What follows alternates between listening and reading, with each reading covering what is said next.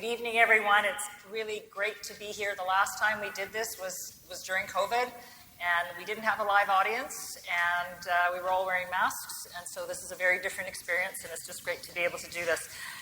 This is a very important evening for all of us, for Calgary, and our criteria for candidates this evening was that was the top 5 mayoral candidates leading based on current polls, and we're delighted to welcome all 5 to the stage. I wish you all the best this evening and throughout the balance of the campaign. I would say break a leg, but I did that cycling a couple of weeks ago. It's not that much fun. Better as a metaphor than in real life. So in all seriousness, I'd like to thank you on behalf of all Calgarians for standing for election to serve our city and our community. Public service is a tremendous commitment, requiring sacrifice, hard work, a lot of heart, and a thick skin. I know I speak on behalf of all of Calgary and thank each of you for putting your names on the ballot, and I acknowledge the many other mayoral and councillor candidates for their sacrifice and dedication as well. Tonight, Calgarians will have the opportunity to hear directly from our city's candidates, learn about their platforms, and ask questions that matter most. To ensure we're asking the questions that matter to you, if you would like to ask the candidates a question, please text the number on your screen. And for our audience, the question currently being answered will be displayed on the screens behind me, alongside the phone number to which you can submit questions for the candidates. And I have my phone too, so I'll be getting the questions to my phone. So we'll start with a round of introductions. Each of you will have 1 minute. Following that, we will get to questions. I'll ask a question, and each candidate will have 2 minutes to respond. And following this, each candidate will have 1 minute for a rebuttal and response to other candidates' answers. We'll have time for 4 questions. The order in which you will respond has been randomized. And concluding our debate, each candidate will have time for 2 minutes of closing comments. For each response, I will notify you when you have 15 seconds remaining by raising my hand. And once your time allotment has been reached, I will interrupt you and your mic will be cut to ensure all candidates have equal opportunity to be heard. Brevity is what we're aiming for. Candidate mics will only be live during their allotted time to avoid interruptions and ensure all candidates have equal time to speak. And I would be remiss to not acknowledge that while the purpose of debates is to invite spirited discussion, and we invite audience participation by submitting questions, we ask all those on stage and in the audience to maintain respect and dignity for each other. I will not hesitate to interrupt or address an inappropriate or disrespectful comment. So with those ground rules, thank you for being here, and we'll start with introductions. You each have a minute to introduce yourself and tell us why you're running. Mr. Davison, all right. You have 1 minute. Excellent. Well, thank you very much, and welcome everybody. Thank you for spending some time with us tonight. Thank you to all our presenting sponsors for hosting this. It's a really important discussion to be having. My name is Jeff Davison, and I'm asking to be your mayor. And I want to start by saying Calgary is the greatest city on earth. We just want to keep going that way. You know, tonight we're going to talk about infrastructure and affordability, and we're going to talk about public safety. But I want to leave you with one thought here. This election comes down to, do you trust the people that have said one thing and then done another? Do you trust the people that have had 4 years to get things done in our city, but we don't see much change? So tonight I'm asking you to think about leadership, experience, and vision. Where is Calgary going as a city? Because this election isn't just about today, it's about tomorrow. So my name is Jeff Davison. I'm asking to be your mayor, and with your help, I think we can build a safe and affordable city of opportunity for everyone. Thank you.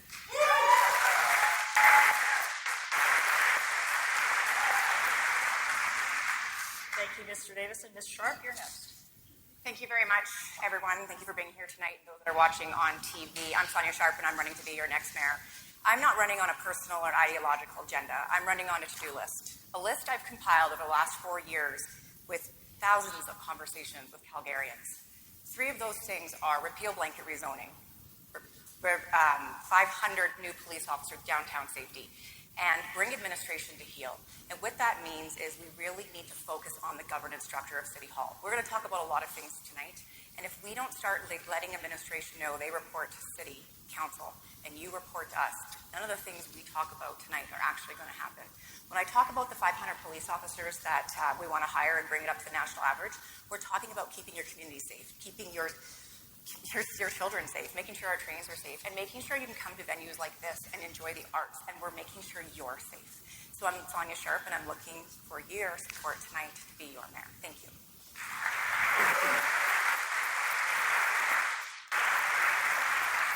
Thank you, Sonya. Mr. Thiessen. Calgary is facing a crisis of leadership. Our economy is under attack from Washington tariffs. Our autonomy is under attack from a premier who treats Calgary like her personal ATM. But our biggest threat is a city council and a mayor who failed to fight when Danielle Smith gave away $1 billion on an arena deal, who failed to fight when Danielle Smith defunded our police when she removed photo radar, who failed to fight when Danielle Smith eliminated and redrew the green line with a crayon on a cocktail napkin. I'm here, thank you. I'm here to deliver real results, not photo ops. For 30 years as a lawyer, I navigated clients through crisis and delivered results. As chair of the Calgary Police Commission, I delivered leadership when the service needed it most. I'm here to earn your trust and your vote. Thank you. Ms. Gondek. Calgary is on the verge of its next great chapter. We have the momentum, the talent, and the vision to be Canada's most desirable and livable city, but only with strong leadership to guide us. Momentum is hard fought, and it's so quickly broken. All of the progress that we have achieved over time can easily be unraveled if we allow empty rhetoric and polarized politics to divide us. Strong cities, just like strong leaders, don't choose between fixing what's in front of them or building what's next. We don't choose between affordability and achievement or safety and innovation. We do both. Over the last 4 years, I have shown you what strong, determined leadership looks like. I have ensured that our city can progress into a future that works for all of us. I am running for mayor because I believe in building this city's future on purpose with all of you. I'm Jyoti, Gondek, and I look forward to your support.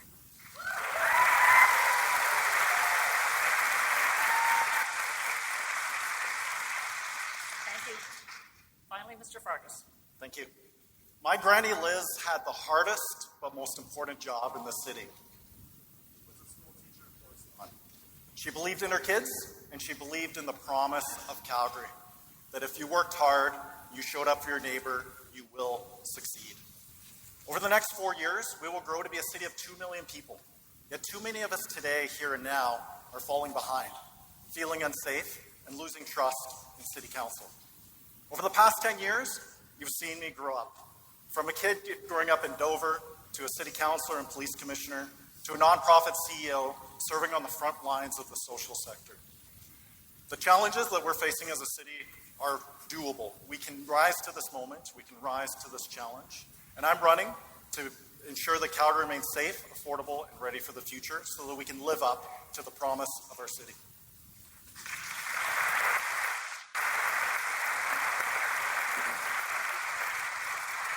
Thank you all. And so now we will dive into our questions. So we've received several questions from the audience on safety, so we'll start there. The majority of Calgarians, 82%, believe safety in the downtown core has declined, and 72% feel the same citywide. Businesses report that safety and social disorder are affecting their operations. What is your plan to address these challenges, particularly in downtown Calgary?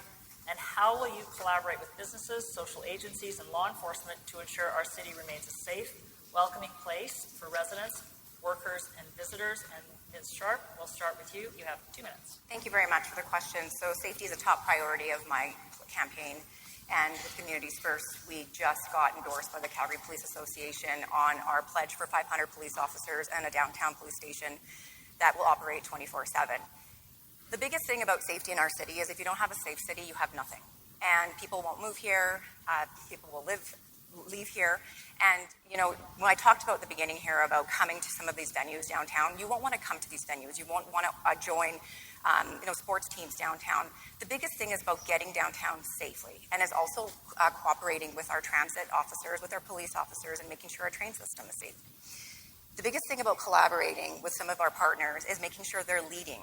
So when we talk about decentralization of the drop-in center, they need to be leading those changes. When we talk about the Sheldon Schumer injection site, I have called on the province to make those changes and look for opportunity of land around the city so we can make sure that people are taken care of.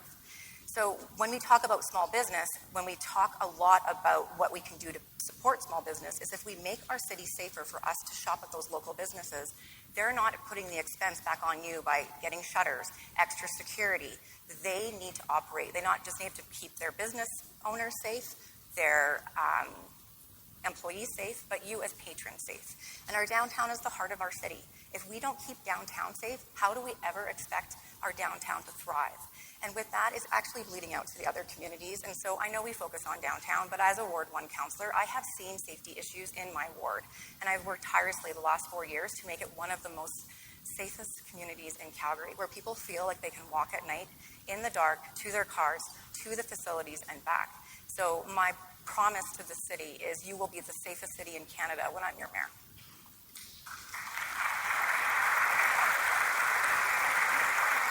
Thank you, Ms. Sharp. Mr. Davison, what's your plan to address safety concerns in Calgary? Well, thank you. I think it's a big issue. I was actually in one of Sonya's communities where they have tent cities popping up. People are being attacked in parks and drug use is out of control. What's actually interesting about the safety plan is I don't think we've actually agreed that we all have the same problem. And so what I've proposed is a pilot program right here in Calgary. I think we have the brightest minds in the world here, and we're capable of solving big problems. But what we need to do is get together and agree that we have the same problem. And that's where we bring all three orders of government together. We from a provincial standpoint to talk about mental health and addiction, from a federal standpoint to talk about bail reform, from a local standpoint talking about policing and how we deal with the criminals themselves. But it's also about the wraparound care, the support side of all those community agencies that are out there doing the work on the front lines, supporting our officers. At the end of the day, we focus a lot on the downtown, and we think a lot of the problems there, but I promise you, we are seeing it across our city. I've had the privilege of talking to so many communities that have said, it's right here, it's in my alley, I don't want to take the bus. Our transit drivers are being attacked. People are defecating on C trains. We have open drug use in the plus 15s. It's a big challenge. But it's going to take all of us coming together to figure out what's the problem and what is our own individual roles in how we solve that problem. Collectively, I actually think Calgary can help lead North America out of this challenge. But it first is all about the sit-down agreement, and then how do we stay in our individual lanes in order to solve what I think is the biggest problem in Calgary today. Thank you, Mr. Davison. Ms. Gondek, you are up next for your 2 minutes.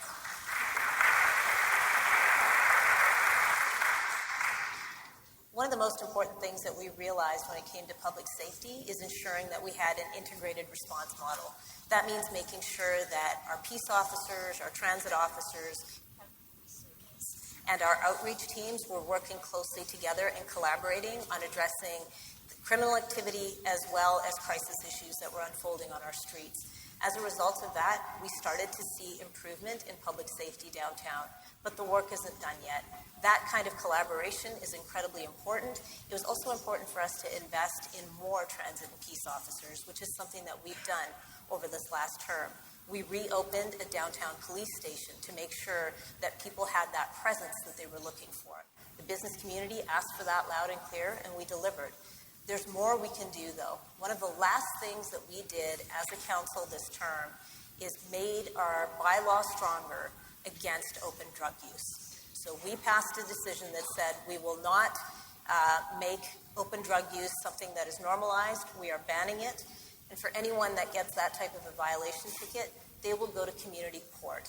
Community court offers them the supports they need to address the root problem, whether it's homelessness, mental health struggles, or addiction.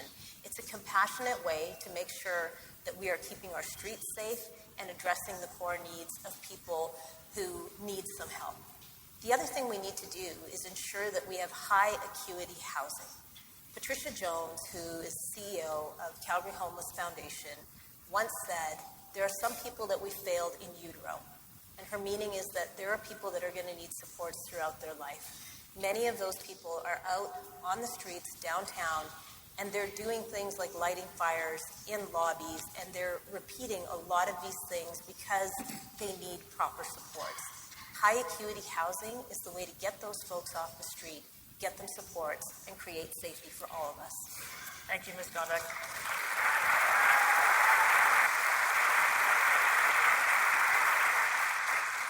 Mr. Farkas, how will you address safety concerns? 2 minutes. Thank you. My safety plan is called Built for Belonging, and it's available at ourpathforward.ca. And it proposes a path forward on the logjam that we've seen right now. We've seen a bit of a competition of two different ideologies, pitting compassion versus enforcement. And my safety plan marries the two. We know that there's a significant immediate safety and security issues that Calgarians are feeling, especially in transit, especially in downtown. My plan calls for reopening the major downtown police station, which was closed about 7 years ago. It calls for significant increases to police presence as well as transit officers. It also calls for audits of some of the public spaces. But this isn't a policing issue alone. We know that it's about 50 to 100 individuals who are responsible for the vast majority of repeat violent offenses, attacks against people and property. We need to crack down on those individuals through sentencing and bail reforms, but we also have to maintain compassion. We have to ensure that we're continuing to invest in upstream supports to be able to prevent individuals from reaching crisis in the first place. So that's why my plan also calls for not just strengthening frontline policing, but also expanding those prevention programs, addressing the root causes of crime. So if people don't feel safe, nothing really matters. So if we can address that, not just in the downtown, but in the outlying communities and move past this debate of compassion versus enforcement and marry the two, that's how we move forward, in addition to the many excellent recommendations being made by the Downtown Safety Leadership Table. Thank you, Mr. Farkas.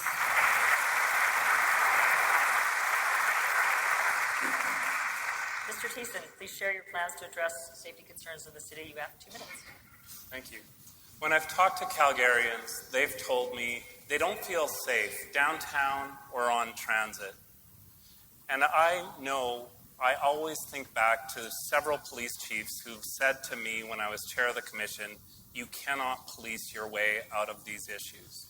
So I sat down with 30 mental health and addiction agencies, and I asked them what they would prioritize. And they said, housing first, 24/7 mental health and addiction specialists integrated with Calgary Police and Transit Police. And then I met with the executive of the Calgary Police Service, and I asked them what they thought about our plan. And they told me, Brian, not only are you on track, but we worked on this for 4 years. We brought it to the Calgary Police Commission. It was called Reach Up. It was an integrated 24/7 mental health and addiction center with a location in the Beltline, and it was ready to go. So not only do all the experts in policing and safety agree with our plan, but they also have a plan to execute on day one. So let's talk about housing first. It's been done. Finland did it, and they tracked their costs. And 2 things they found. First of all, a housing first strategy is both the compassionate thing to do, housing our homeless. It also results in more success in treating addiction and mental health issues. And we believe it will save us about $100,000 per person per year by pursuing a housing first strategy. Second, 24/7 mental health and addiction units. The Alpha House help teams. Everyone told us, don't duplicate it, Brian. Just fund them. They're only operating during business hours. Let's do it 24/7. And let's house them with Transit Police and Calgary Police. So that's what we are proposing in our public safety toolkit. And we're also proposing real bylaws to prohibit public consumption of drugs so that Mr. people can Thiessen? be referred to the community Brian? courts. Thank you.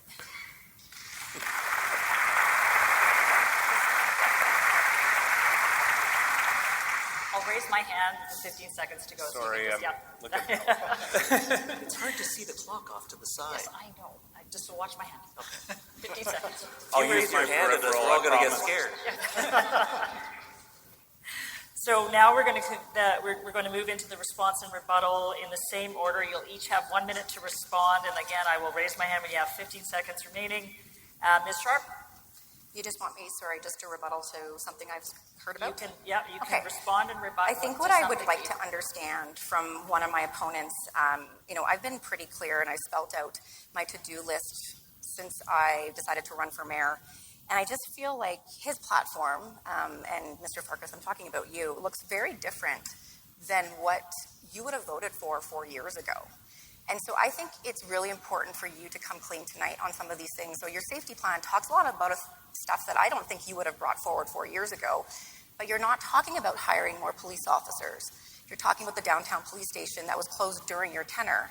But I'd just like to understand where you stand on some of these issues, because it seems very different than it was 4 years ago, and I think Calgarians need to understand your position compared to now. Thank you, Ms. Sharp. Mr. Davison. No, Mr. Farkas. Oh, no, Yeah, I have an order. Oh, you have an order. Okay. You have an order. Deb's the boss. Yeah, Deb's the boss. Deb, I didn't see your hand. Don't ask how she broke her foot. That's right. I have a crutch. Yeah, remember. exactly. All I would ask guys, I'll poll the audience here. I mean, do you feel safer today than you felt 4 years ago? Well, I think when you talk to Calgarians, most of them don't. And that is actually the challenge that I see, is that we've had 4 years of going through what we're seeing on the streets today. We've had 4 years of demanding for safer transit. We've had 4 years of needing new police officers. We've had 4 years of seeing deteriorating tent cities and communities. All due respect to City Council, how come you figured out it's an election and all of a sudden we have plans? Where have you been for 4 years?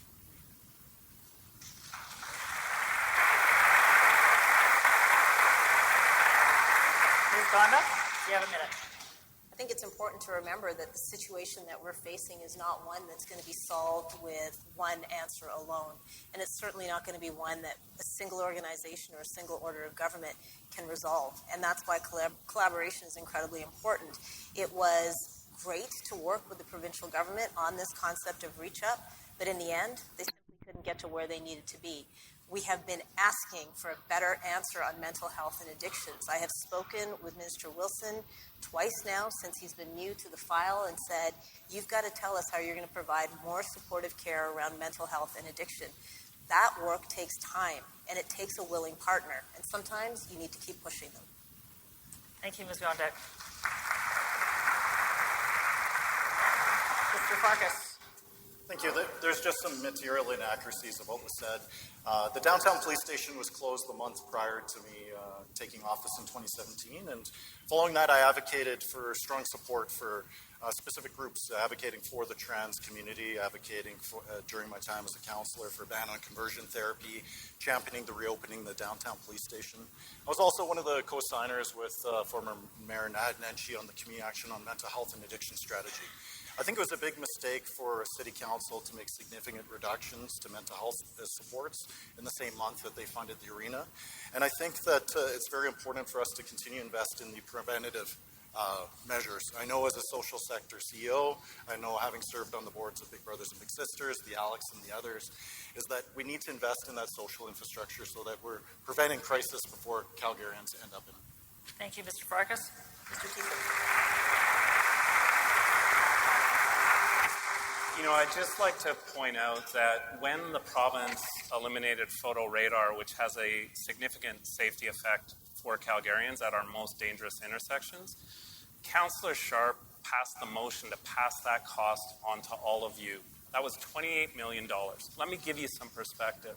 Over the 4 years I was chair of the commission, we fought for a $25 million annual increase. And the Premier eliminated that with one fell swoop of her pen, and Sonya passed on the cost to all of you. That's 7% of the police budget. Now she's fighting for 500 police, when the Calgary Police Commission, the civilian oversight body responsible for police budgets, and the CPS executive have not requested that number. So that will cost you another $100 million in spin-up costs and operational, and $80 million a year after that. So I'm wondering, how can you be fiscally responsible and pursue this action?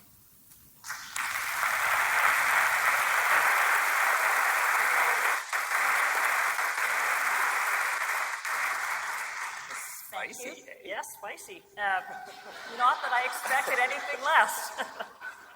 That concludes our first question. We'll have the second question come up, and it'll follow the same format, different order in terms of who's speaking. So, fingers on your buzzers, as Colin McLean used to say, reach for the top. Calgary's vibrancy, including the arts and culture sector, plays a central role in attracting talent, investment, and visitors, and is an economic driver, contributing over $3 billion annually to our economy. Yet many organizations face chronic underfunding and rising operating costs. If elected, how will you support Calgary's vibrancy, including arts and culture, and ensure Calgary continues to build a globally recognized, creative economy that anchors our city's vibrancy long-term? Mr. Thiessen, we'll start with you this time. Thank you, and I'll try to see your eye, or your wave. Listen, as I met with arts and the creative industry around Calgary, they talked about how good we are at building really remarkable facilities like this, but how they really need stable, dependable funding for operational needs. The funding that keeps artists supported and allows companies to produce the shows that go into these centers. So I'm committed to providing stable, dependable operational funding, to increase funding to CADA, and providing grants to non-arts organizations to subsidize hiring musicians. I want to expand the Meanwhile Lease program that allows spaces that aren't used by landlords to be used by artists. And I want to work with C-Space to create new cultural hubs.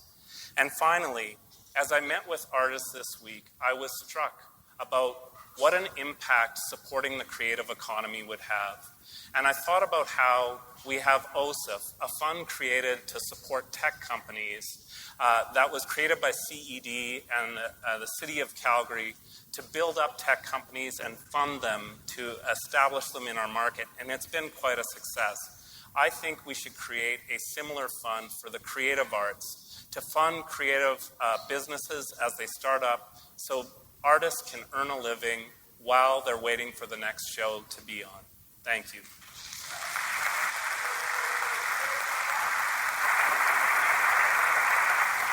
Thank you, Mr. Thiessen. Ms. Gondek. It was a privilege in my last term on council to be the champion for the arts and to make sure that I was able to demonstrate to my colleagues why voting in favor of increased funding to the arts was good. And I built that argument in several ways. There was folks that already believed, and that was easy. And then I spoke to people and I said, early childhood development really hinges on exposure to the arts. Our kids need to be able to access these places and spaces to grow their minds. I talked about newcomer settlement and how much more successful it is when you have a strong arts and culture scene. And as a result, last term, we increased funding to the arts in a way that had never been seen before. And we continue to provide that increased funding now into this term. And it's important to make sure you're working with your colleagues to do the things that the city can, but it's also important to work with the business community. And I can tell you that Creative Calgary has said, we're looking for you as the mayor to be a champion for the return of corporate support for the arts as well. And I'm very happy to do that. I know we have a lot of philanthropists in this city. We are beneficiaries in this facility of so much philanthropic support. I think working with philanthropists to get the business community back involved in the arts is going to be key to the future. Another thing that has been pointed out to us is that logistics and safety around events and festivals is something that's gotten increasingly more expensive. So the arts community could really use a hand from the city on that. It's certainly something that I'm willing to look into. Venues, especially music venues. This is something that we need to be doing more of. We need to make sure that our bylaws are not so prohibitive that we can't have amazing arts and culture experiences in venues across the city. And I've been such a believer in the arts. I think you all know my investment is true and my support is real. Thank you, Ms. Gondek.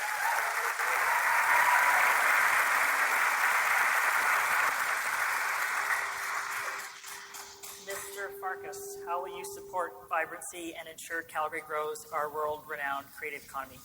2 minutes. Thank you. And as somebody who grew up in East Calgary and Forest Lawn, I always felt that the arts was something that happened somewhere else to somebody else. Growing up as a kid, I could never have afforded to be in the seats right now to be able to see a show.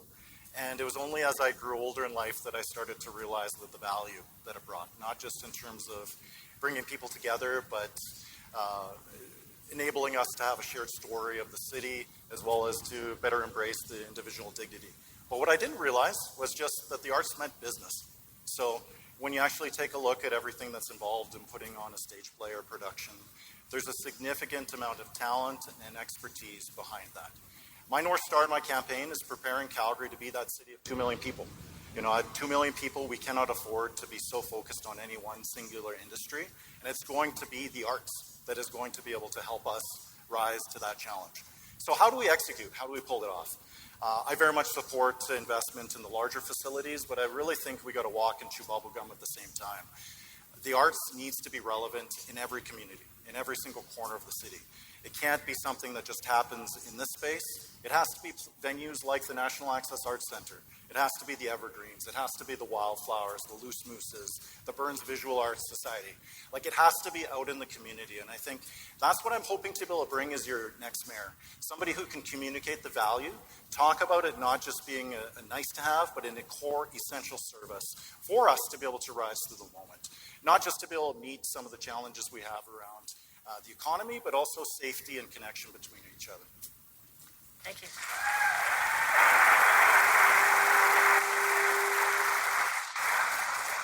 Mr. Davison, you're up to bat. You know, it's funny because everything Jeromy said, I remember him voting against when we were on council together, so that was interesting. Let's be clear. Flip-flop Farkas has a different plan, but I'll start with vibrancy and arts is the question. And the funny thing is you don't have vibrancy without the arts. And you are not a world-class city without the arts. And I remember being part of CADA's largest investment back when we were on city council. And it wasn't just because we argued placemaking. It wasn't because we just argued about the vibrancy creation. It's also a 7-to-1 economic return in our city. And we fail to remember that the arts contribute back to the economy of Calgary. And that's really, really important. And for me, having developed things like the Entertainment and Cultural District, really having a vision for Calgary about how we give more local artists ability and spaces to create and help Calgary thrive is incredibly important to me. The film industry I've been a part of the film industry for the better part of 15, 20 years now. And it was just an honor when I got on council to be able to say, look, we need investment in infrastructure. We need investment in incentive. We need to look at how we draw talent to Calgary. And that investment alone, when we asked council, I went to council and stood there and said, help me buy the film center. I promise you we can get back to being Hollywood North. I promise you we can create an industry. The one outstanding vote on that was Jeromy voted against it. And that vote against it, had we have not done it, would never have happened where we had the largest television production in history right here in Calgary. So vibrancy is absolutely key. Building into the arts is key.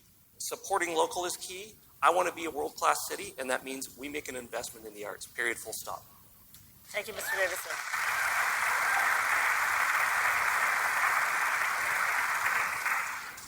Ms. Sharp, Yeah, thank you're you. up. Well, a thriving art community brings so much investment into our city. And, you know, when I opened, I talked a lot about public safety and what it means for people to cut down to these venues. And you think about an artist that is walking the streets of Calgary with, you know, an instrument, or they're trying to get to work, they're trying to start their career. If we don't have a safe city on our streets, everyone suffers. And so we need to make sure that the whole city and the things we put forward work for everybody. And there's really important things when we talk about the venues we're building. They're all downtown. And we need to make sure people are getting here safely. And we talk a lot about art. And when I was in administration, I worked on Film Friendly. And so what Mr. Davison is saying about bringing film here, it was my small, mighty team, business and local economy team, and shout out to the group that's doing it now, that removed the barriers for these groups to come here. We were the ones that made sure roads and all of these places were working together to get the permits they needed to film the films that are coming to Calgary. Now, what people don't realize is how much art actually supports our local businesses. How many local businesses do you go to and you see art on the wall or music playing and they're local artists? So art in the city is just being part of our city. It shouldn't be and or. It needs to be yes. And that's what's important, but when we're looking at budget, it shouldn't be an item that you don't support. And I know ex-Councillor Farkas didn't support the art. So again, I'm going to go back to what is he actually saying now after 4 years, because he didn't support anything, and now it's all about the art. I would say that one thing that I was really proud of is getting Contemporary Calgary at the table this last budget. They were kind of left to the sideline and not supported. So I was part of the motion to make sure they got the funding, and they're going to be a partner at the table moving forward. And art should never be an option. It's a yes.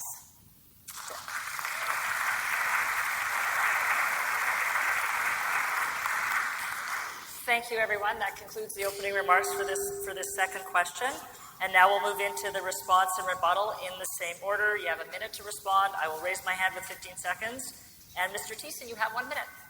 Thank you. You know, I'm all about personal growth, and I admire Mr. Farkas's journey.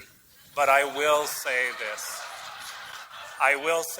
that Mr. Davison only covered part of his record. He voted against the major funding strategy for institutions like this one. He voted against Arts Commons.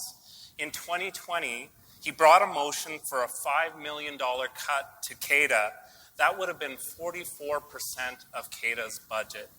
So I just want to say it's great that you've discovered the arts, but you need to back that with real action, like we will. Thank you.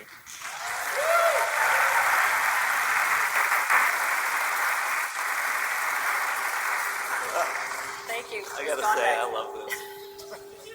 Sorry, were you waving again? No, I wasn't. Okay, good. You came in under budget. Okay, it's okay. good. It's all good. Ms. Gondek. As I will.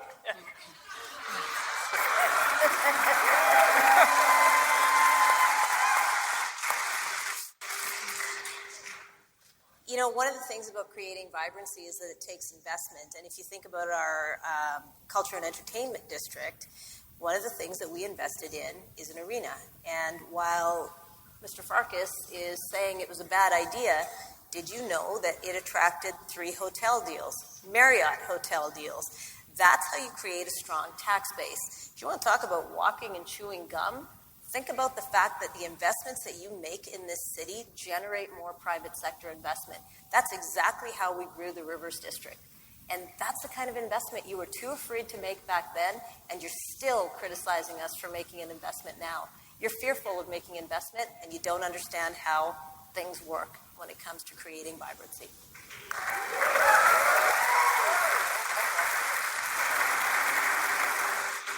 Okay, Mr. Farkas. I get 1 minute. You got a minute. I think leadership means being willing to show up on a stage like this and admit that you're wrong. Right? I've made mistakes and I've learned.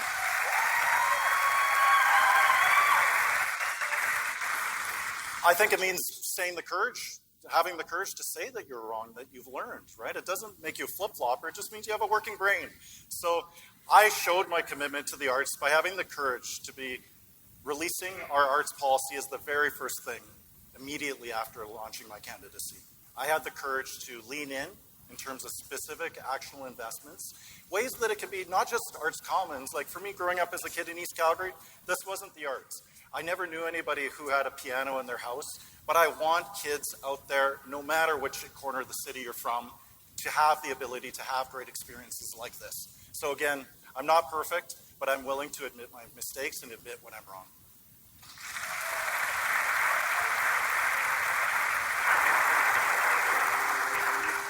Thank you, Mr. Farkas. Mr. Davison, you have a minute.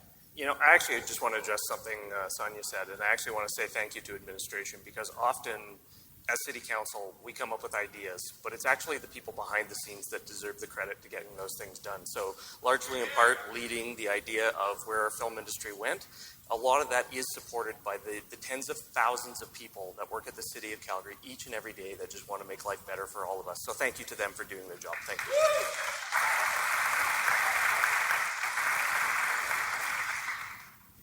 And finally, Ms. Sharp. I'm going to address something actually from the last question about fiscal restraint, if that's okay. When the $28 million gap came that Mr. Thiessen was talking about, that didn't add anybody's taxes. That came from a reserve, so unfortunately that was incorrect. And the police officers, the budget, it's unfortunate because Mr. Thiessen was asked to retire from the police commission because 2,300 members didn't want him there, but we won't talk about that. But what I'll say is, if anybody wants to look at fiscal restraint, why don't we look at our disclosure statements? Some people sitting up here are in a deficit. Some of us are not. Some members of actually, or opponents of mine, have spent more money than I've even raised. So when we talk about fiscal restraint, all you got to do is look at my history. So Mr. Thiessen, I'm sorry, but you were wrong about the $28 million, and you're wrong about the police funding, because we can find the $75 million in corporation to pay for those officers, and that's why it was supported. So please be careful.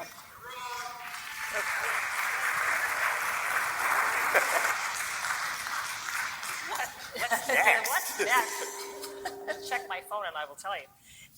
That concludes our second question, and we'll move on to our third question, which is about infrastructure and housing. We're getting a lot of questions about infrastructure keeping pace with our population growth. Calgary currently faces a $7 billion infrastructure deficit.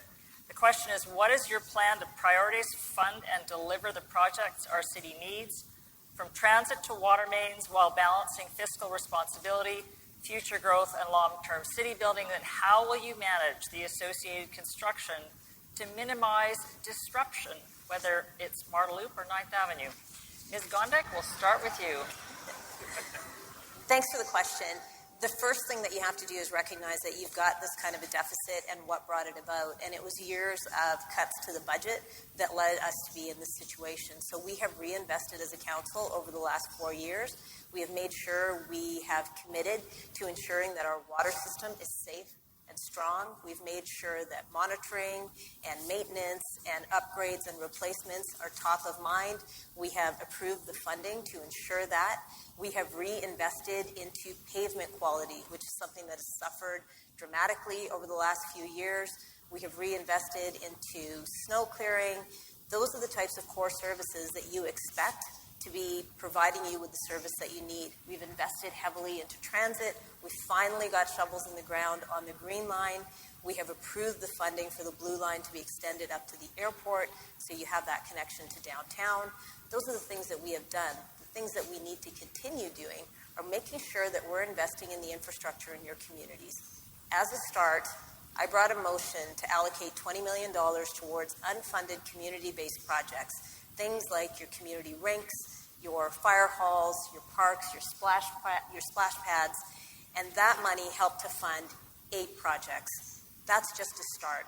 We need to be better about understanding how to help you in your communities, and that also means that we need to coordinate construction. Dig once, get all the utilities done, pave once. This business of coming back to do it over and over again doesn't work for anybody. So in the next term, we will make sure that vendors understand how they need to deliver the service in keeping with what the community expects. Thank you, Ms. Gondek.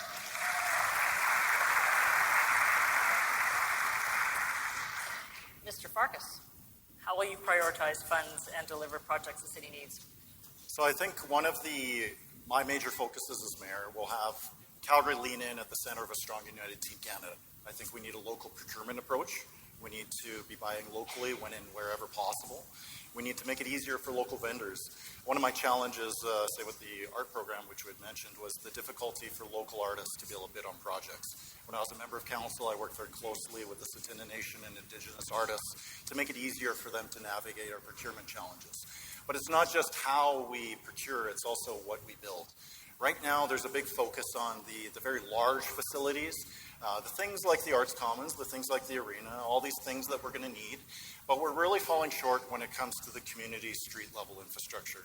So it's very difficult to be able to say that we're building everything that we need when every year the Inglewood Pool is fighting for survival, when we still don't have the investment that we need to be able to build the National Access Arts Center, when Vekova is closing, and when we actually don't have a reliable water main infrastructure. Calgary is the only major city with a leakage rate of upwards of 25%.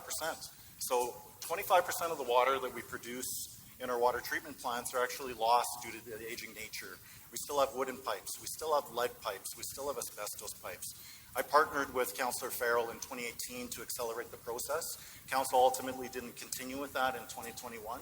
So I'd be looking to be able to do the big things and the small things, and ultimately invest in the infrastructure that's required for us to continue to meet growth, but hopefully overall lower the long-term costs for Calgarians. Because if we can fix those pipes, we could potentially reduce the rates that Calgarians have to pay by a quarter, a third, or more. Thank you, Mr. Farkas.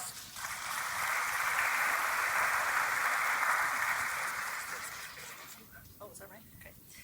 Ms. Sharp, what are your, that is way better. What are your plans to prioritize, fund, and deliver the projects our city needs while balancing fiscal responsibility and future growth? Your 2 minutes starts now. Thank you very much. So I think what's important is we look at what we have, and we have to have a bit of a fix-it-first mentality before we throw good money after bad. I have pledged to open an infrastructure planning office, which is going to have an industry council and a business council work together.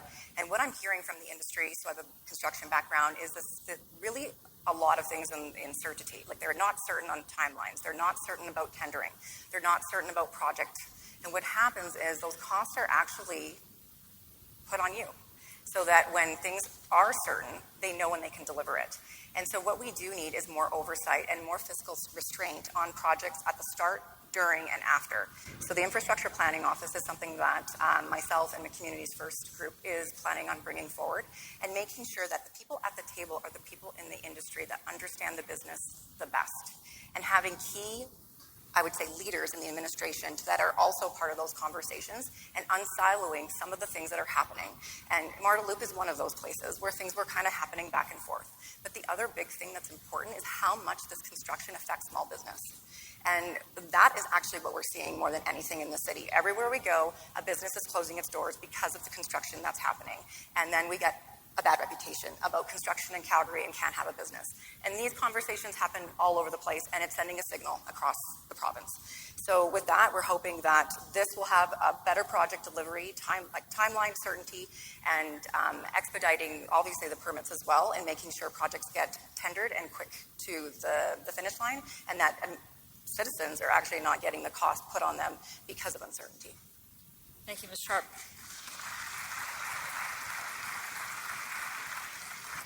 Mr. Thiessen, you're up. Thank you. I'm proposing pretty significant investments in infrastructure. Here's how we got here. Previous councils had kept property tax low by defunding infrastructure. And so what happened is we have now a $6 billion infrastructure deficit. So we're going to pay the bills for those previous budgets. The city has collected the fees to inspect and maintain the water mains, but this council didn't inspect and maintain them, and we had a major water main failure. So we're looking at investing in infrastructure, we're looking at fixing the potholes, increasing the number of crews who are working on that, and we're the only party that's proposing a comprehensive water utility. Because Mr. Farkas is right, 22% of our water leaks into the ground every year, treated water. To give you a comparison, Edmonton's is 5%. They created an independent water utility, put all their water assets in EPCOR, and they're managing it effectively. We can do the same. Create a standalone water utility that manages our water infrastructure and is owned by the city, and get the water expertise concentrated back in one department. They're spread around the whole city admin right now. Secondly, nobody's talking about the businesses, the small businesses in Marda Loop and Bridgeland. And I gotta tell you, we need to do better by those small businesses. They are the engines of our economy. We have a dig once policy. We have a committee at City Hall that's supposed to coordinate those utilities. We're going to mandate a dig once policy. All the utilities coordinating so small businesses in Marda Loop and Bridgeland aren't forced to go under because the road keeps getting dug up. Secondly, we want a dashboard so small businesses can see how projects are progressing. Thank you.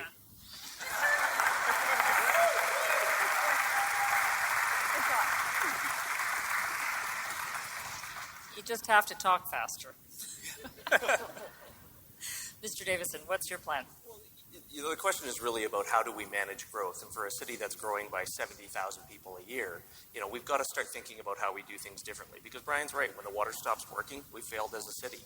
When 40% of our roads have fallen into disrepair, we failed to manage the roads. It's the big and the small, but it starts with partnering with industry, actually creating the certainty and security that investors need. There's a lot going on in our city, and a lot is held back because of bad timing. poor decisions at City Hall. And so what we actually need to do is put forward a plan to build faster, right? When we talk about an affordability crisis and we talk about a housing crisis, those things are relatively self-inflicted. And so how do we get to the table faster? Well, we can partner with some of those bigger companies who have a reputation of doing what they said they're going to do. And how do we get buildings out of the ground faster? Right now, it's taking about 8 years to get an affordable housing unit out of the ground. That's not acceptable, right? And I'll give you a good example of how we can manage growth differently. As the former city councillor in Ward 6, we put in 3 new districts on the west side, Springbank Hill, West District, and the project at Winsport. All 3 of those projects will add 55,000 residents to the west side. We've done that inside of 6 years. Those projects are largely 60% now completed. That's how you manage growth, because what we've done is actually build in difference of product type. We've offered amenities, there's parks, there's affordability built in. We've got to start thinking about that investment that the private sector is making and let them build Calgary for us rather than dictating reasons why we can't get to the table fast. That's holding our city back, personally. Thank you, Mr. Davison. It's now time for the response and rebuttal section. So same order as we had before during the questions. So Mrs. Gondek, you have the floor. You have a minute. Yeah, there's a comment made about how we're not talking about small business. Not only are we talking about small business, I've been speaking with small business. I worked with small business to figure out how we were going to do the Stephen Avenue construction project better. We were attempting to do road work in the middle of their season. And by bringing together the businesses that were going to suffer with our administration, we were able to put a path forward together that allowed for those businesses to stay open during a peak season and for the work to get done. That was a very collaborative process, and I feel that sometimes our administration needs to be bringing businesses to the table a lot earlier. Same thing in Bridgeland. When we heard from Luke's Drug Mart that they were quite concerned about what was happening, I went and met with them, went back and met with administration, and as a result, there was a lengthy meeting between administration and those businesses, and we resolved the problem.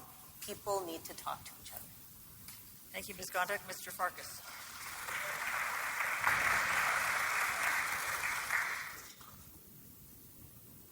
Calgary has never been good at keeping pace with growth. Over the next 4 years, one of us on the stage is going to be the mayor to welcome the 2 millionth Calgarian. This is a significant challenge, especially on emergency services. Many of us had the opportunity to sit down with our Calgary Fire Department colleagues. We have to continue to ensure that we're building complete communities. It's unacceptable to allow for unprecedented greenfield sprawl without actually the enabling infrastructure in place. We need to right-size the actual costing of that to ensure that that's sustainable. And we also have to be thinking about infrastructure not just in terms of bricks and mortar, but also the social infrastructure. And that's part of why in my safety plan, I'm calling for a social sector surge. The idea of funding family and community support services to the tune of a mega project to be able to ensure that we're ready to be able to meet the demands of those Calgarians. Thank you, Mr. Farkas. Ms. Sharp. Yeah, I'm going to address the leaky water pipes that keep calling Councillor Farkas. I'm sorry, Mr. Farkas talked about, and I'm going to take you back to November 2020 when you seconded the report that actually gave you a heads up that the increased water loss in Calgary's distribution was happening. So where have you been for 4 years? And now this is a thing, all of a sudden you want to talk about water leakage? And so I would like to know why this is a thing for you now. And you passed a report knowing that there was a heads up. You seconded the motion.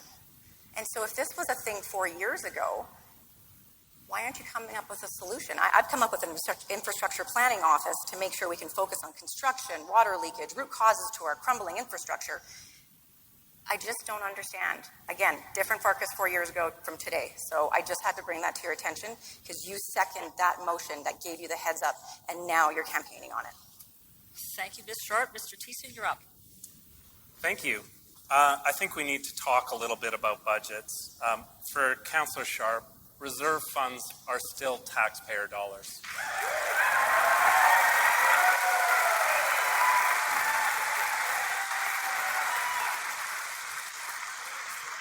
And when she heads up the arena deal negotiations and her friend Danielle Smith gives her $300 million, that is also our money.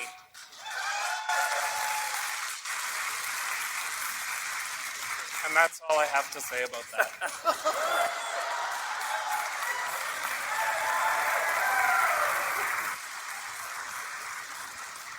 Thank you, Mr. Thiessen. Mr. Davison, you have a minute. Well, I haven't stopped laughing yet, so Yeah. that's great, Brad. So maybe you should catch your breath. I'll tell you this. No Calgarian should ever have to hire a lawyer like Brian to sue the city because they don't feel listened to. And it's funny because when we talk about Bridgeland, when we talk about Martel Loop, when we talk about what's going on Stephen Avenue, remember these are all small businesses. Sonya used to head up the small business committee, but then she got elected and stopped listening. So let's just point out the fact that it is City Council's responsibility to be the people on the street, to hear what the voices are saying, and to represent in council those voices, because nobody should ever have to sue the City of Calgary to be heard. Thank you, Mr. Davison. That concludes our third question, and I'm so glad that everybody has been bringing up small business, because guess what? Our fourth question is about the importance of small business in the community. Listen, I got to say before you ask this question, if I might, I know we're building the new Workland Center, but did somebody turn the heat off in here? Because it's I'm really wondering cold. the same thing. It is Yeah. cold, yes. Okay. Just talk faster, it'll help. You think there's a lot of hot air up here, but there isn't. I was hoping for the lights to heat us up, but that's actually not happening. Small and medium-sized enterprises make up over 95% of Calgary's business community and are critical to innovation and job creation and economic resiliency. How will you reduce barriers such as permitting delays, tax competitiveness, and workforce challenges so that entrepreneurs can grow and scale here instead of looking elsewhere? We hosted Dave Mackay of the Royal Bank today, and he focused on those three things. Time is money, and that to a small business means a lot. A day, an hour. We want to hear from you in terms of what you're going to do to enable the entrepreneurial community to continue to grow. And Mr. Farkas, we'll start with you. The first one is macro. I think we need to lean in here in Calgary in our leadership role in Team Canada. I hear from businesses every single day who talk about the lack of certainty from the regulatory environment in terms of a lot of the talk and the rhetoric around Alberta separatism. I'm seeking a mandate to very strongly push back against that, to lean in a leadership role as part of Team Canada. And when it comes to municipal government, there's really two pieces, right? There's the cost of government when it comes to fees, when it comes to taxes, when it comes to disruptions that those local businesses are feeling due to municipal actions. And then there's the regulatory uncertainty when it comes to the fees, the permitting, the delays that are experienced. So my policy calls for respect for every dollar. It's starting with a zero-based review, ensuring that we're spending every dollar that's sent to City Hall wisely so that budgeting is transparent, that it's responsible, so that we're not burdening those small businesses needlessly. And it's calling for mandatory approvals as well on the other side to address the uncertainty, to be able to better streamline permitting, to be able to have a digital one window. We need to be able to modernize how our local government serves small businesses, not just in terms of the property tax burden that's flowed through in terms of leases, but also the regulatory environment that those small businesses experience in terms of interacting with municipal permitting. Thank you, Mr. Farkas. Mr. Thiessen, how will you reduce barriers for small and medium-sized enterprises so that entrepreneurs can grow and scale in Calgary? Yeah, so there's a number of barriers that face small businesses. Some of them are economic, and so we need to increase funding and support through organizations like OSIF that provide funding for startup tech companies and other entrepreneurs that are seeking to start up a business in Calgary. The other economic incentives we can provide, as I mentioned earlier, were for the creative industry in Calgary, so we can provide financial supports and startup costs for them as well. But we also should be providing mentor support and small business mentors from veterans in the business industry to support them as they grow. But we also need to look at things like using technology to help us. Edmonton has actually pursued a very sophisticated AI program that helps with their permitting program. And they tell us that they've moved the permitting program down from 10 weeks to 3 days. Calgary is studying that process, but I think we shouldn't study it. I think we should buy Edmonton's. I think we need to start treating small businesses like the essential engines of the economy that they are. That means everything I talked about a Dig Once policy, but it also means supporting them and recognizing them and doing business with them and making sure that we provide the supports they need every day, that we don't build a beautiful road in Bridgeland and Marda Loop, and all of the businesses are out of business before we complete the road. Thank you.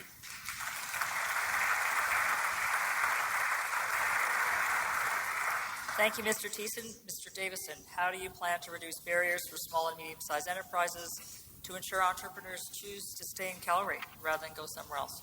I thought for a minute when Brian was talking about the road, he was going to do a Trump impression. He kept saying the beautiful road.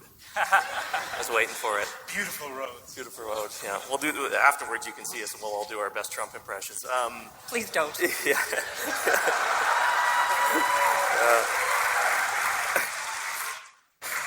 So, I mean, when it comes to competitiveness, let's remember that small business in our city is the largest employer in our city. And so it starts by actually partnering with the chamber and listening to what's going on. I think it's about tax shift, it's about tax freeze, and it's about actually competing differently in a world where we do just have to compete differently. There's lots of jurisdictions out there looking to draw talent and looking for business opportunities. Calgary is in a very unique position. We're the entrepreneurial hub of the world. We have opportunity and smart people moving here. I think it's all about how do we look at the future of Calgary. And so, you know, as a former city councillor, I sat on Calgary Economics Board for 4 years. I helped champion, stood up in city council and got the Opportunity Calgary Investment Fund focused. We got tech investment in our city that's now returning $1.1 billion of economic return. I stood up in council and asked them to say, we need a downtown strategy. We need to fix what's going on, which includes office to residential conversions. It includes filling up spaces because we can't continue to push the tax loss burden from the downtown onto small businesses in our community. It just doesn't work.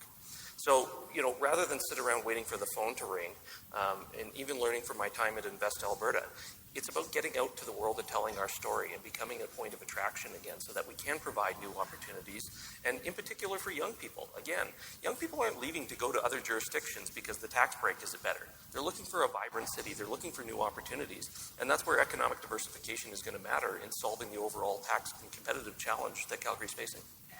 Thank you, Mr. Davison.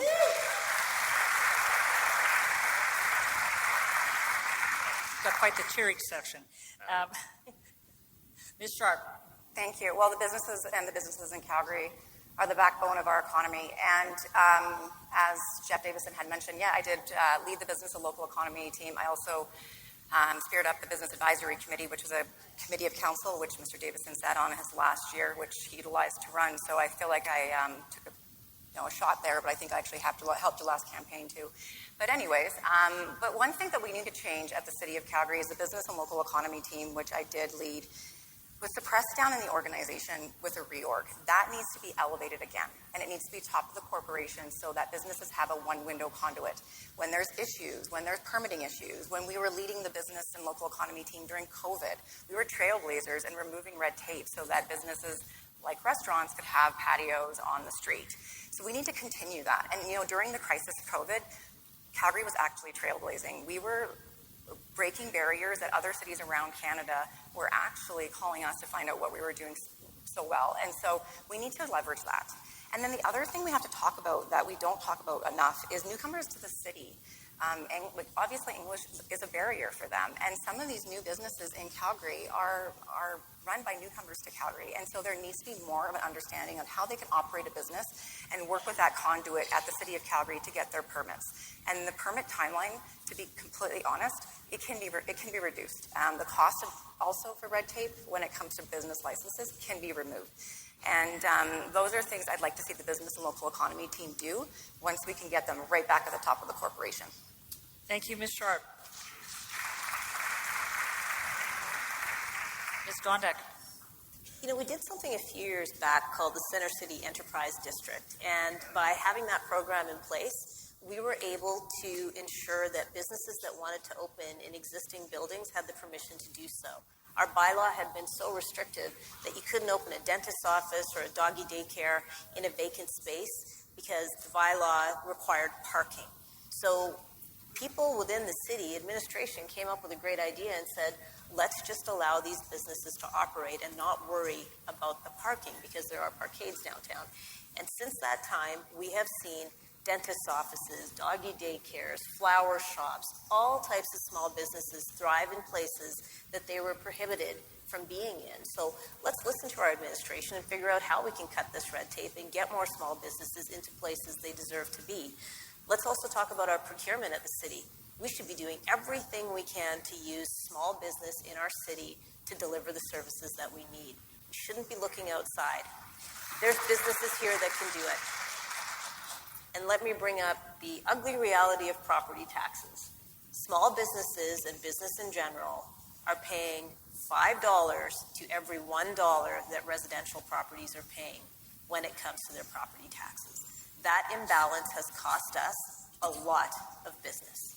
And frankly, we have heard from the Chamber consistently for 8 years that I've been serving that we need to do more for small business when it comes to property taxes. I've been the one that's led this charge and said we can't keep our business community floating if we are penalizing them with property taxes in this way. Thank you, Ms. Gondek.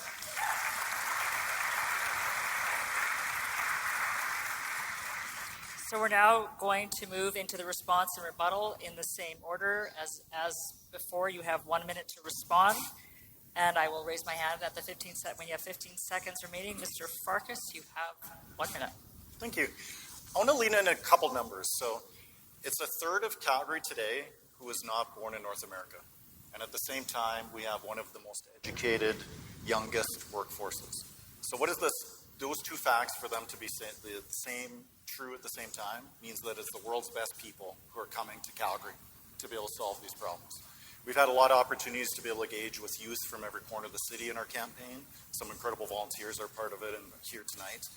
We've released a youth policy to be able to lean in on how we can better engage youth for early employment, work at the city, how can we can engage them in terms of recognizing their contributions.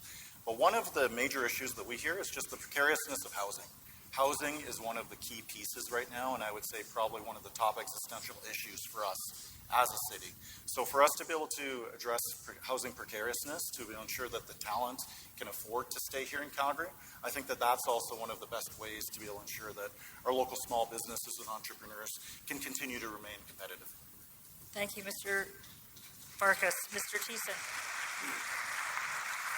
Yeah, I would just add one thing. You know, the mayor is also an ambassador for the city and attracting talent and investment. And when I look at what's happening in the U.S. right now with H-1B visas, $100,000 charge on those, we have an amazing opportunity to attract talent from around the world. And we also have a very welcoming city that brings in newcomers and brings them into our economy. And if we can combine that, that can be our superpower. We can attract talent from around the world. Right now, tech companies from around the world are looking north of the U.S. And if Calgary supports newcomers coming to this city, we can build an amazing tech industry in Calgary. And I hope we capitalize on that opportunity. Thank you. Thank you, Mr. Thiessen. Mr. Davison. Well, I do find it amazing about an election that people with a seat at the table 4 years into it all of a sudden have new ideas about how we're going to remain competitive. So that just sounds rich. I mean, at the end of the day, bureaucracy can help reduce red tape, yes, but only competitiveness can only be addressed by the business community themselves. And I can't stress how much listening to members of the Chamber and working with the Chamber and talking about how we actually fix the tax shift is incredibly important. Again, small business in our city is the #1 employer. It is critical we get this right and those doors remain open. Thank you, Mr. Davison. Ms. Sharp. Yeah, I think what's important when we talk about the tax shift, because it obviously comes up every budget discussion, is it's complex. And one of the pledges that we put forward through myself and Communities First is the Finance and Corporate Services, so we can have administration come to a committee looking at line item by line item every quarter.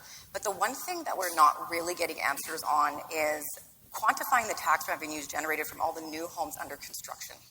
And we keep kind of asking this question over and over, and we need some answers on that, because that will make a difference on what we can look at when it comes to this shift, when it comes to residential generating revenue, residential taxes generating revenue, in order for us to quantify the tax shift. The tax shift is complicated, but until we understand exactly where administration is putting money and we can keep that tax rate low, because that's what we can control, then we can have the more, I would say, strategic conversation on where the tax shift has to lie, because our small businesses, they're paying the brunt, but they're also residential taxpayers as well.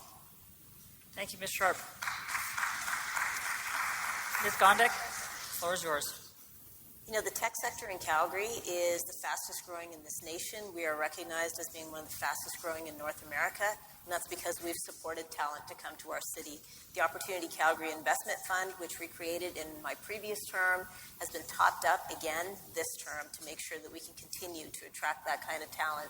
And as a result, I can tell you that within the clean tech sector alone, 51% of those people have never been a founder, and they've met with success in our city. 26% of those founders were born outside this country. 21% are female. That last number matters because they only have access to 2% of all the capital out there. We are doing something right here. Thank you, Ms. Gondek, and that concludes our questions for the evening. I just want to point out one thing. We've talked about small businesses. We've talked about entrepreneurship. None of you mentioned the University of Calgary, which generates more startups than any other university in the country.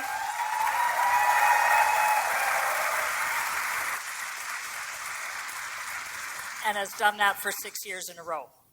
That's been a very important part of our success as a city. So just wanted to point that out. Entrepreneurial school of the world.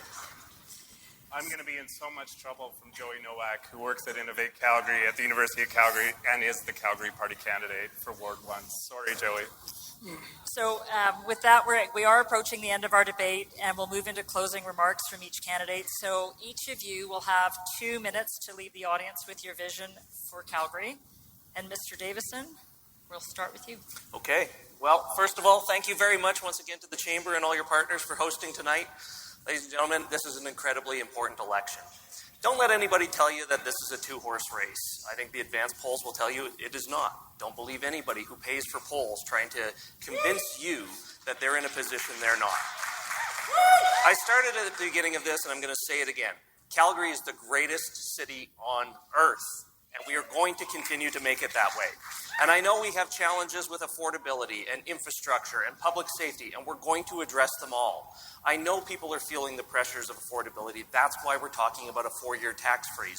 And please don't let anyone on this stage convince you it's not possible. In a year where we have a $220 million surplus in the first 6 months of this year, I can tell you that's a 12% property tax reduction. A freeze is doable, and we can do it by maintaining services. I can tell you that we're going to roll back the blanket rezoning. I can tell you we're going to develop this city differently and keep up with the pace of growth. And I can promise you this, as your mayor, 4 years from now, you can hold me to account, because I do want seniors to be able to walk around downtown. I do want my teenager to be able to take the C train. And I actually appreciate walking around communities where I myself don't have to look over my shoulder just because I think it's dark out. This is the Calgary that we need to build. A thriving economy, a thriving city, one that is vibrant, one that competes, and it's all possible to do with your help. So my name is Jeff Davison. October 20th, I am asking to be your next mayor, and I'm asking you to help me build a safe and affordable city of opportunity for everyone. Thank you.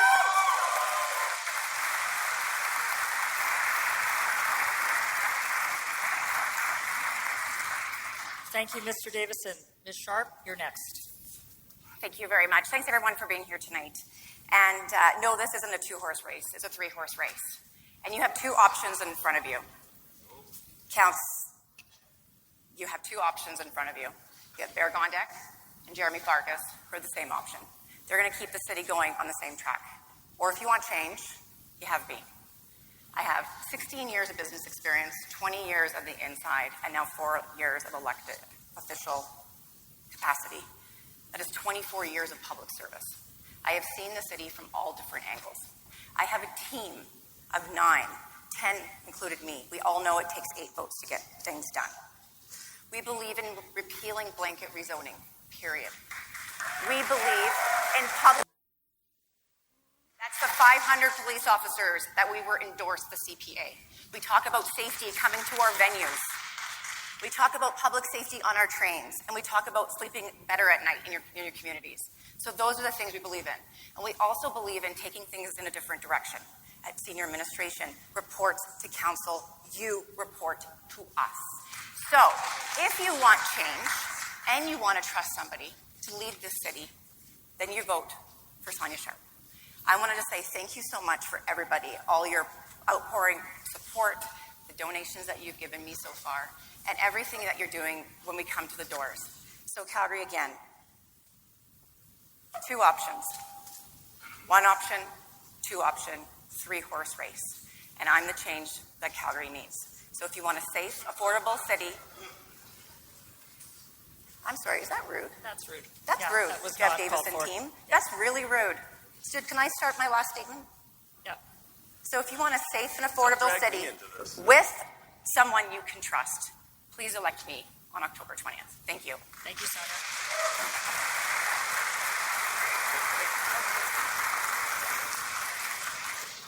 Mr. Thiessen. Thank you. I love this city. It's where I built my career, met my wife, and raised my family. But we're in trouble. Over a decade, The Economist ranked Calgary in the top 5 cities of the world to live. Now we're 18th and falling. This is not just a statistic, this is a warning sign. In this election, you have a choice. You can elect a mayor who does not listen and will not lead. You can elect one of the 3 amigos, Mr. Sharp, Davison, Mrs. Sharp, Davison, and Mr. Farkas, all of whom are fighting for the opportunity to work for Danielle Smith as she cuts your budget, increases your property tax, and defunds your police. But there's a 3rd option. You can have a mayor who has a public safety plan endorsed by the Calgary Police as well as social agencies. A mayor who wants to make housing affordable, infrastructure reliable, and transit you can trust. You can have a mayor who celebrates small businesses, entrepreneurs, and artists as the engines of the economy that they are. I'm not a career politician. I don't know how to have a record and talk my way out of the record. But I don't think we need any more of those talkers. I think we need real leadership. I have the experience, I have the plan, and I'm ready to get to work and serve Calgary. You have a real choice, real leadership and a real plan, or more of the same. Thank you.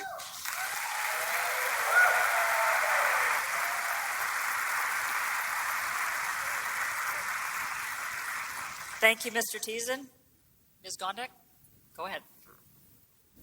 Thank you. I want to thank all of you who came tonight to participate in democracy. I want to thank my fellow candidates for being here. Deb, thank you so much for hosting this.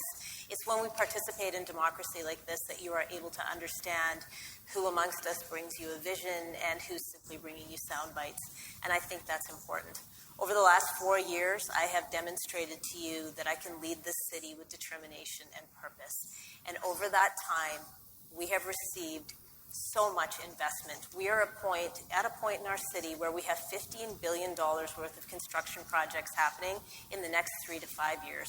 The Calgary Construction Association will tell you we haven't seen numbers like this since 2008.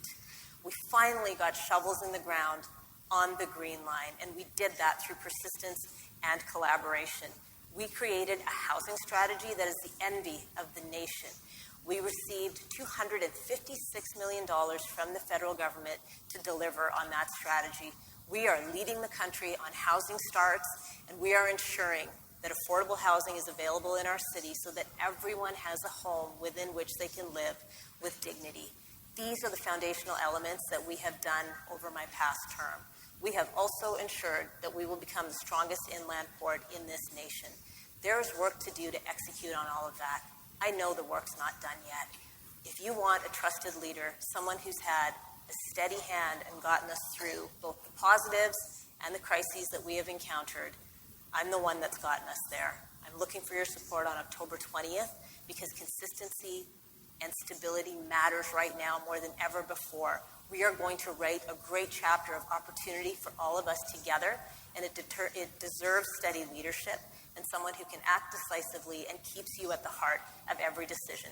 And I'm going to end by saying, Alex Sarian wrote yesterday that leadership is measured not by how sharply we criticize, but by how clearly we inspire.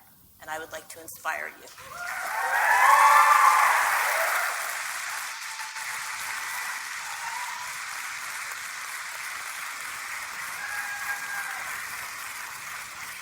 Thank you, Ms. Gondek.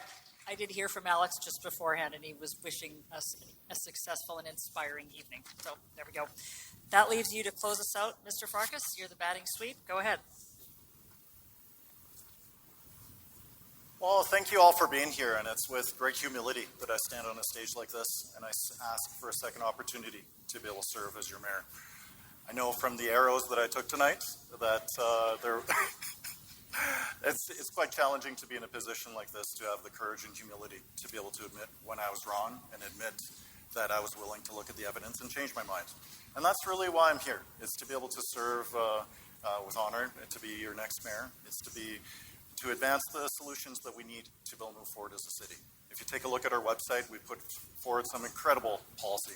Firstly, on mobility, making sure that we can continue to move, that we continue to invest in our transportation network, on safety, being tough not just on crime, but the causes of crime, on being a welcoming city, continuing to embrace our status as a destination of choice for newcomers, on the arts, not just investing in the downtown, but making the arts relevant in every single corner of the city, every single Calgarian, no matter where they live. On parks and public spaces, wanting to make sure that we continue to invest in activating the places that bring us together and allow us to learn more about each other. But the reason I'm on the stage is to be able to ensure that every single Calgarian has access to what I got as a kid growing up in East Calgary, a safe and affordable life where I felt welcome. And that's really why I'm in this race. You've seen me growing up over the last 10 years, serving as a nonprofit CEO, serving in the front lines of the social sector. So my name is Jeromy Farkas. I've made mistakes, and I've learned from them. I've led through challenge and change, and I need your vote to do what no one else on this stage can. To keep political parties from taking over our city council.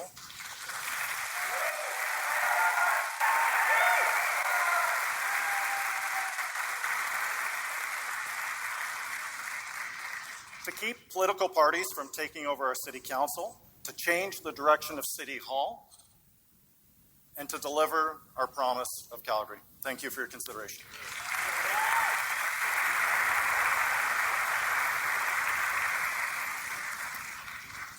Thank you, Mr. Farkas. And for anybody who hasn't been paying attention, the Blue Jays are winning 5-1 at the top of the 8th.